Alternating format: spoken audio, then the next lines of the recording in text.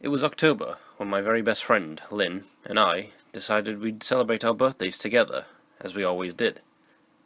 But this year was special. We were both turning 18, so we decided it would be a good idea to celebrate by bar hopping from town to town, down 20, which has a main route that connects all our little upstate Ohio towns together. Our birthdays were less than 2 weeks apart.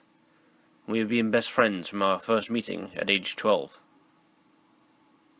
Not too much to remember until our last stop. We were about 40 miles away from home at this point, and this is where the story begins. I met Kevin. He was tall, blonde, and had sparkling blue eyes that twinkled with just a hint of mischief. He was 5 years older than me. Quite gregarious, fun-loving, spontaneous, with a hysterical sense of humor.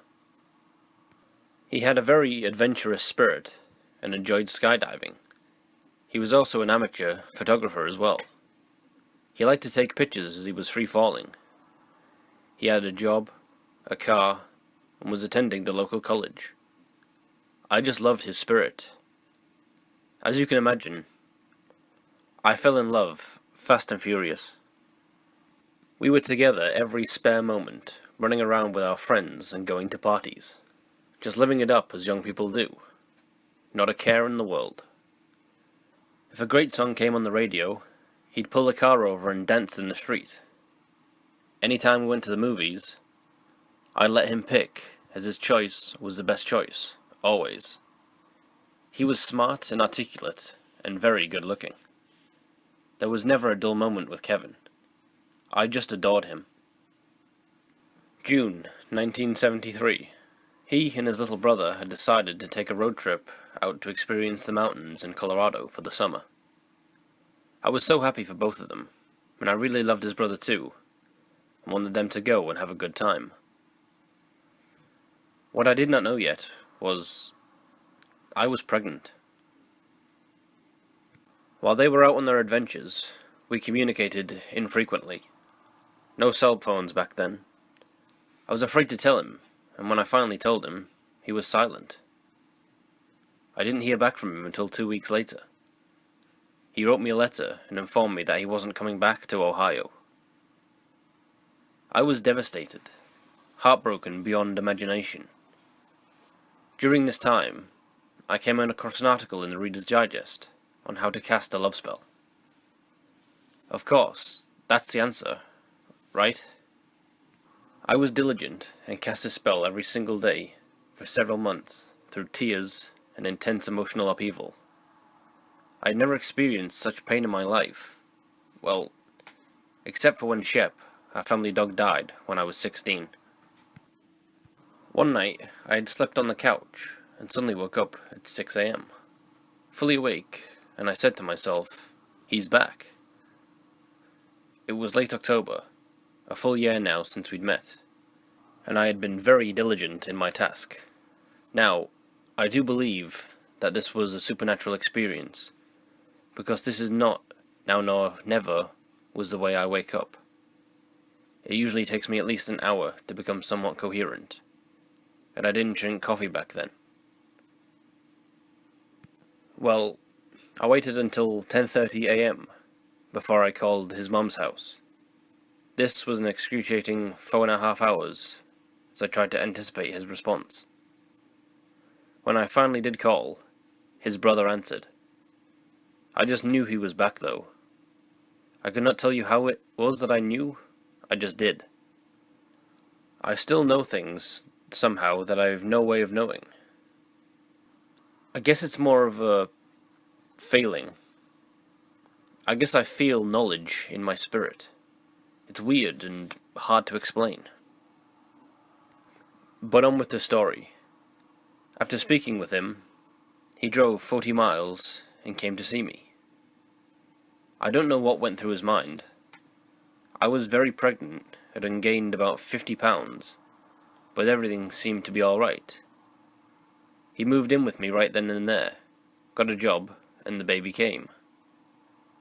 What a darling little boy he was, and the apple of our eye.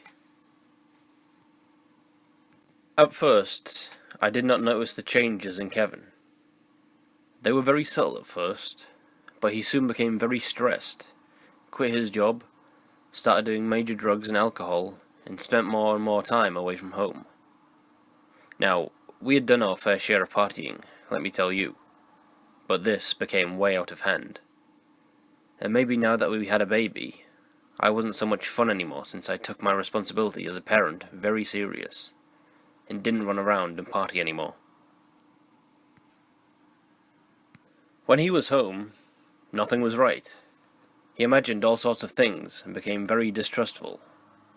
He did things that were out of character for him and became paranoid, and about drove me crazy right along with him as I watched him spiral downwards into madness. My point, you see, like Gage Creed, he wasn't the same person that came back. He was completely changed. He was no longer fun. He enjoyed physical head games. I guess maybe this was some sort of testing ground. I don't know how he did it, but man, he had my mind so messed up. We even went to counselling, and thank God, they kept him at the institute for a while. I was relieved at the time, because I got a badly needed reprieve from him. But they couldn't keep him. You see, it wasn't until much later that I realized he had been possessed by demons, and I do believe there was more than a few. The last time I saw him before I left for good, he was unrecognizable. He emitted an undescribable odor that was so offensive, but was not a normal smell. His knees were larger than his thighs, and you could see every rib protruding from the back or front. His eyes had dark circles and were sunk into his head, and he looked absolutely haunted. He looked like a person who had been in a concentration camp. I remember looking at him in amazement that he was actually still alive. I was finally able to escape by taking my children and moving to the middle of the US, where I knew no one. I did see him again some time later. He had put on a small amount of weight, although his mind was still the same when I had left him. God forgive me. I always wondered if I had been the cause of the demons by my spellcasting. It seemed like he had a legion in there. I still feel responsible, because I don't know for sure if every time I cast that spell, if he received another demon. I've kind of suspected it was my fault. You know, like another knowing. Please don't mess around with any kind of spell, no matter how innocent it seems. You don't know the ramifications of your actions. Believe me, it's better to let them leave and find another person. It's just not worth the torment you will put yourself through, and sadly, it will be your own doing. The reason I've decided to share this is maybe I can get some peace, knowing that my story helped at least one person escape what I have experienced. I've lived with this my entire life. Let this be your warning.